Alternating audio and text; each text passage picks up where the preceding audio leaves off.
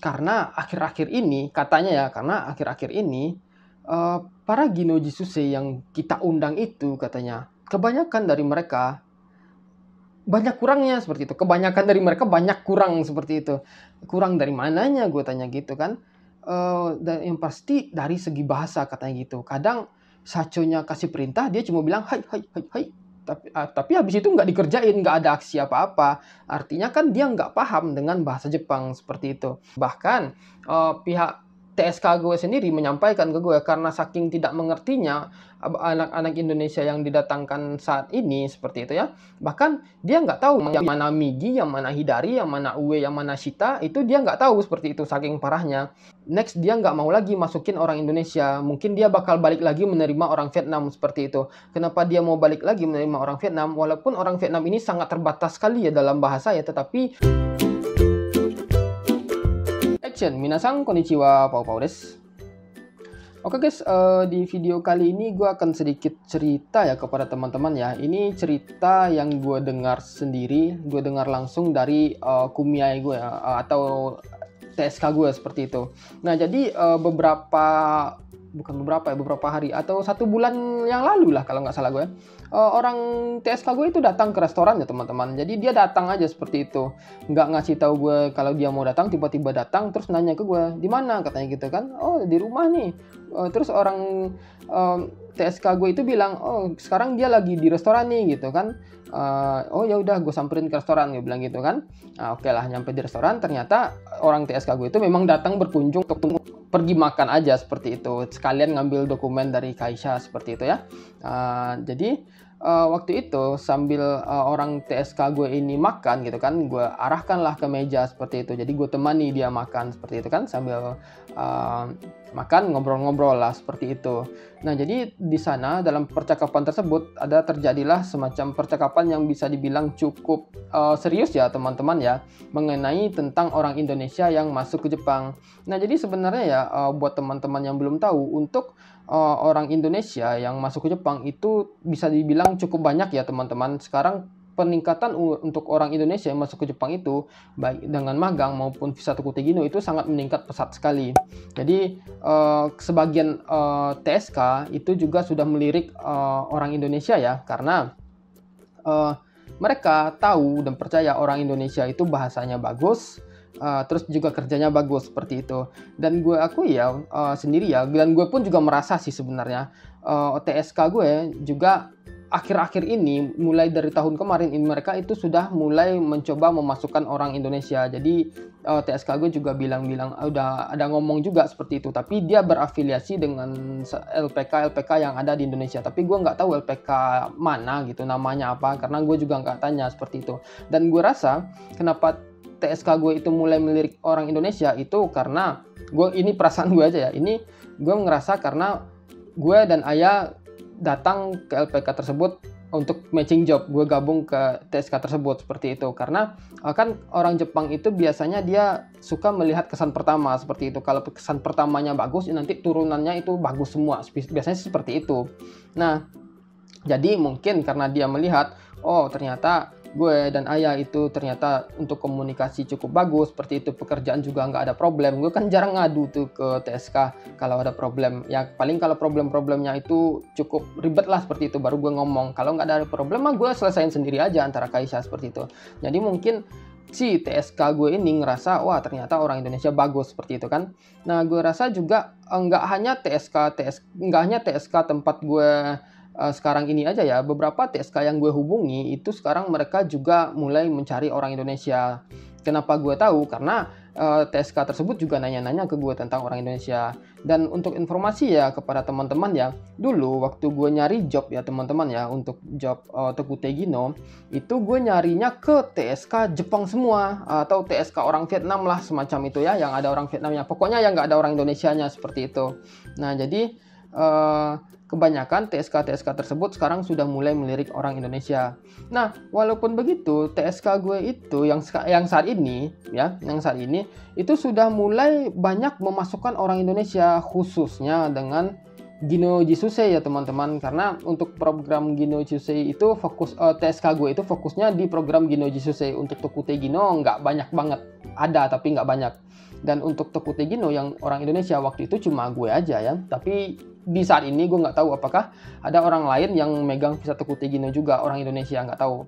Nah, jadi saat TSK gue ini datang, orang TSK gue ini datang ke restoran gitu kan, pas saat gue temenin, dia mulai memberikan pertanyaan, muncul satu pertanyaan seperti itu. Yang menurut gue pertanyaan yang ditanyakannya itu cukup menarik ya, dan ini memang berdasarkan kondisi fakta yang ada di Indonesia.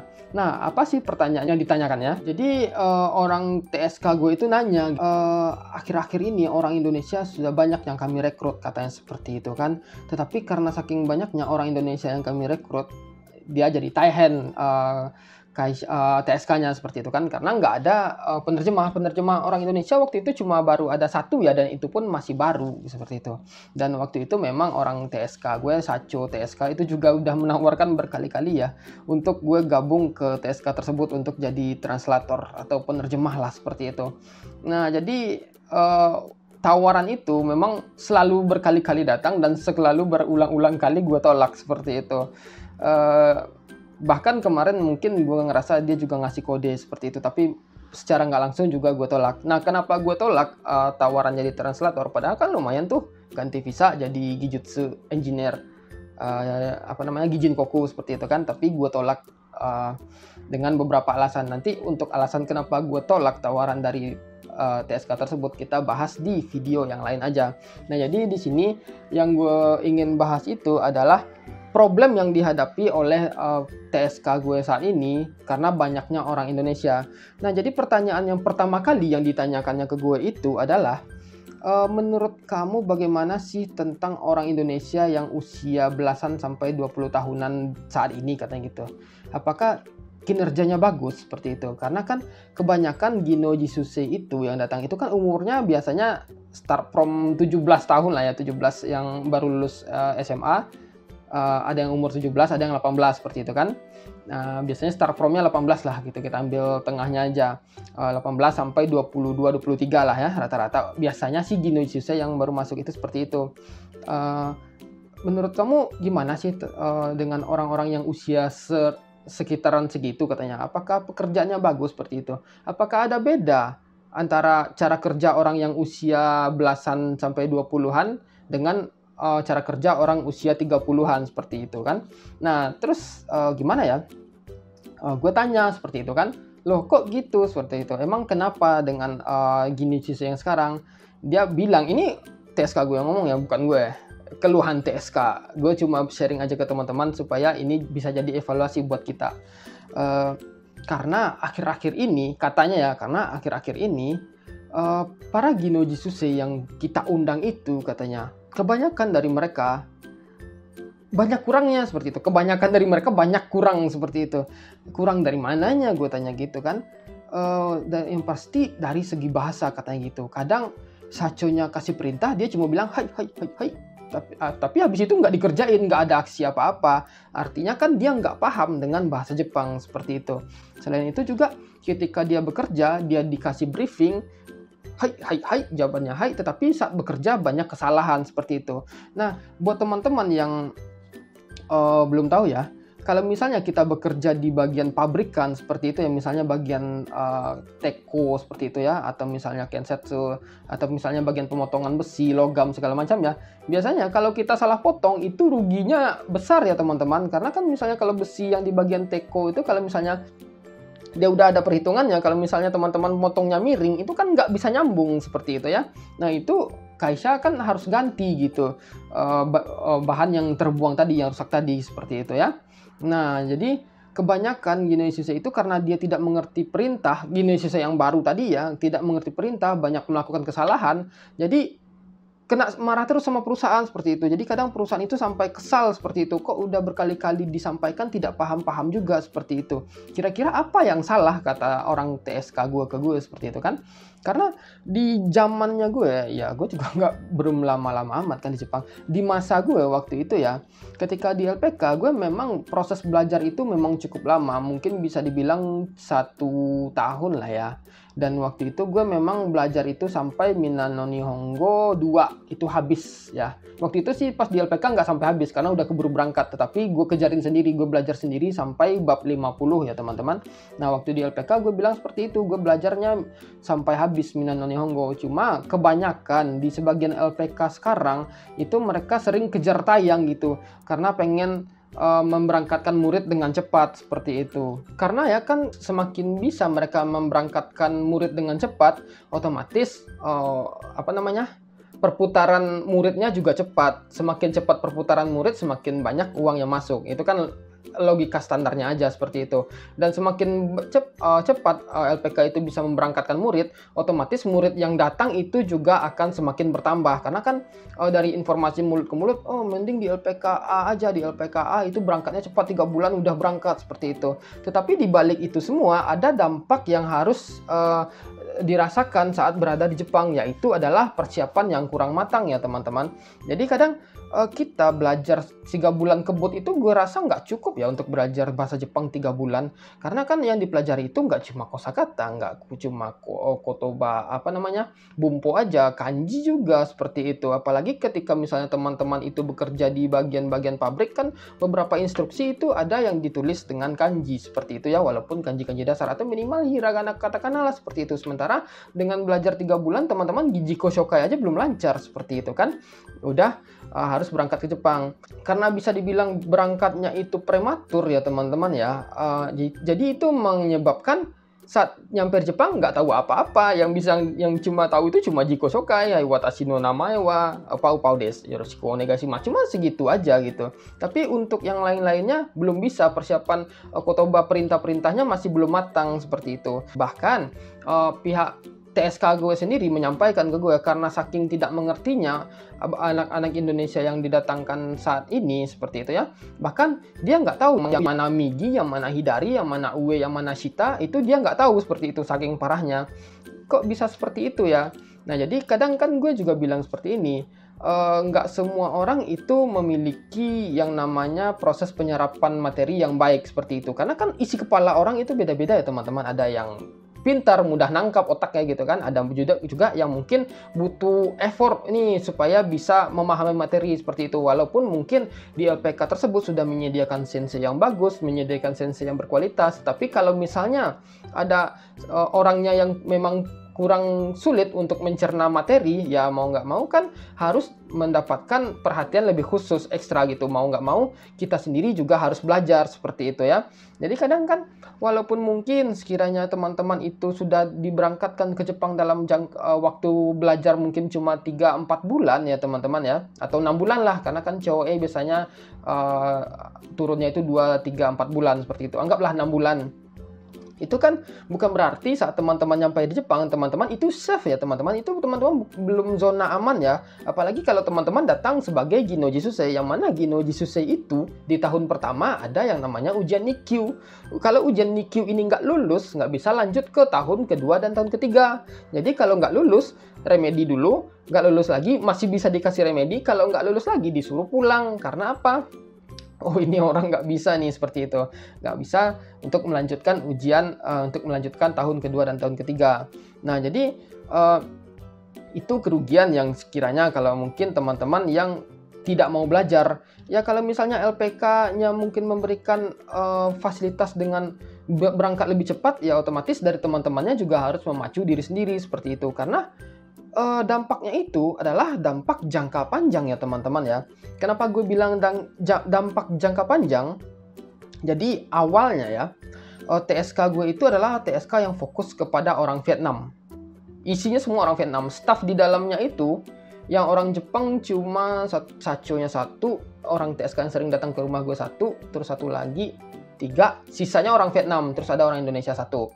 Itu isi staffnya. Kenapa banyak orang Vietnam? Karena mereka fokus dulu fokus pada pemberangkatan orang Vietnam. Nah, tetapi karena sejak dia melihat ada orang Indonesia yang ternyata memiliki potensi yang lebih bagus dalam berbahasa, bekerja. Jadi TSK gue ini memutuskan untuk nanti next populasi orang Vietnam dan populasi orang Indonesia itu akan sedikit demi sedikit akan diganti seperti itu. Jadi orang Vietnam disedikitin, orang Indonesia dibanyakin seperti itu. Jadi itulah awal mula kenapa LPK gue, TSK gue itu mulai ingin meningkatkan, memasukkan orang Indonesia ke Jepang lebih banyak seperti itu.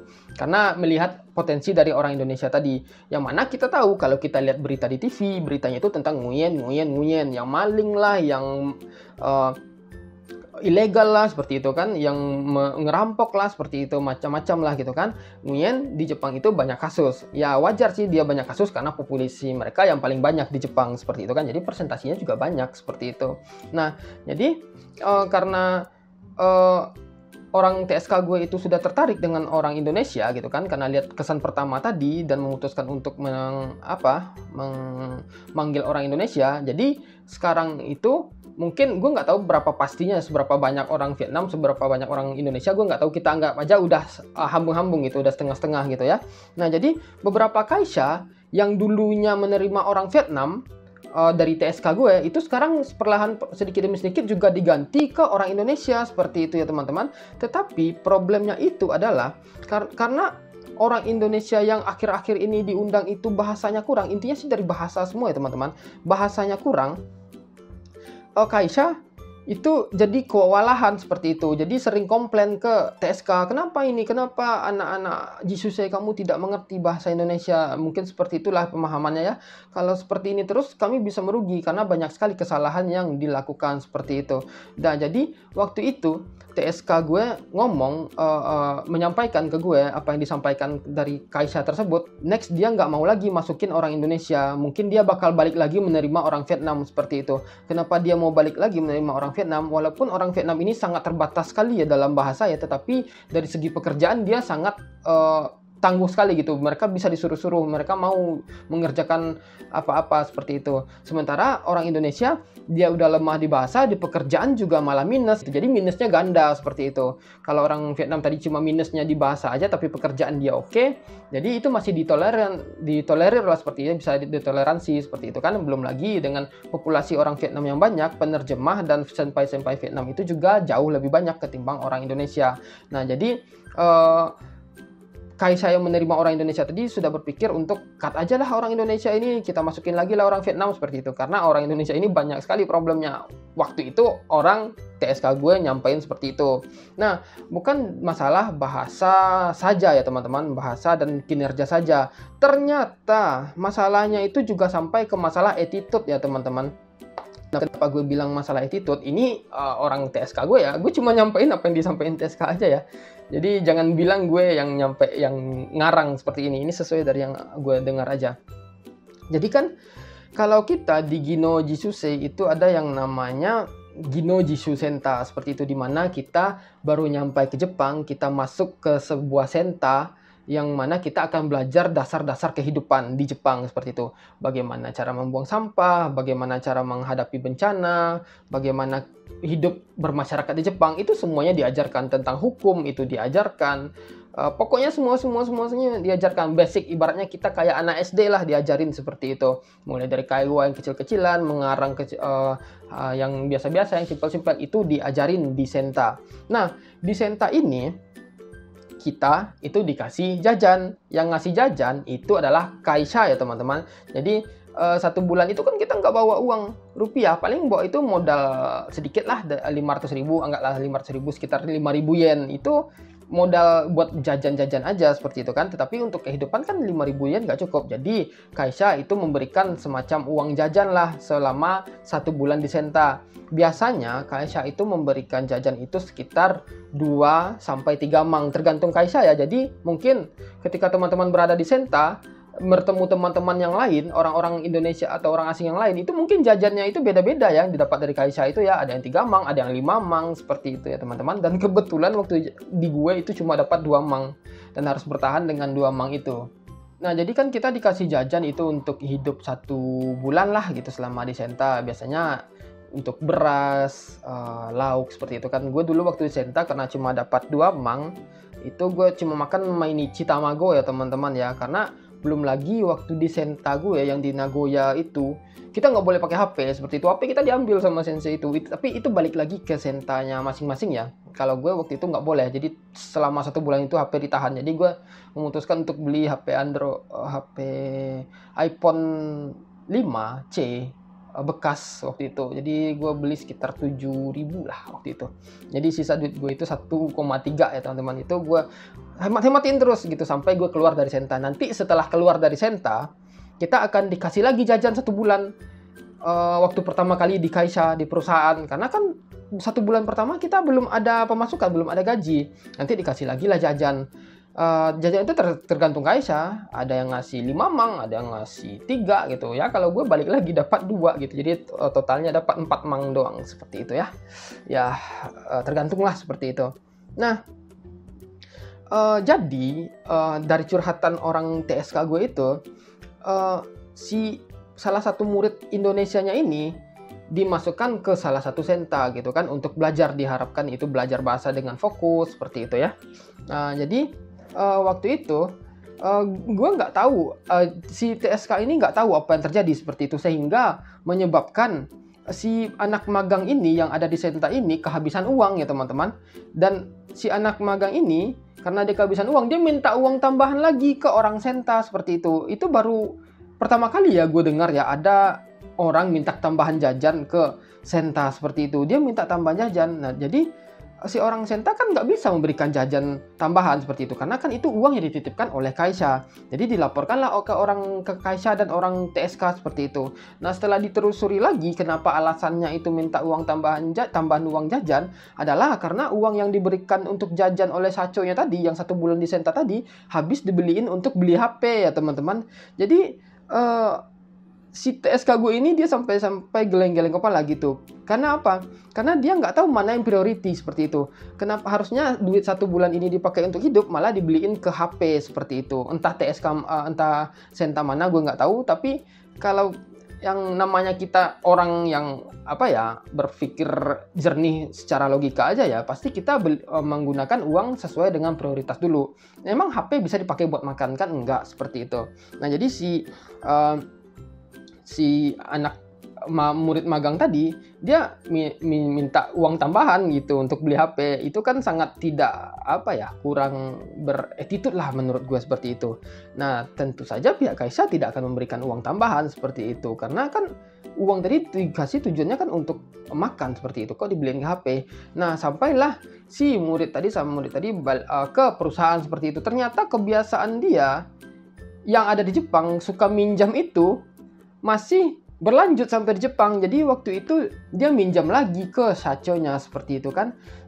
Dan Sacho-nya ini tidak keberatan untuk memberikan pinjaman, tetapi asalkan memiliki alasan yang masuk akal untuk meminjam uang seperti itu. Dan kata orang TSK gue, alasan yang diberikannya untuk meminjam uang itu sangat tidak masuk akal sehingga Sacho nggak mau ngasih pinjaman uang seperti itu.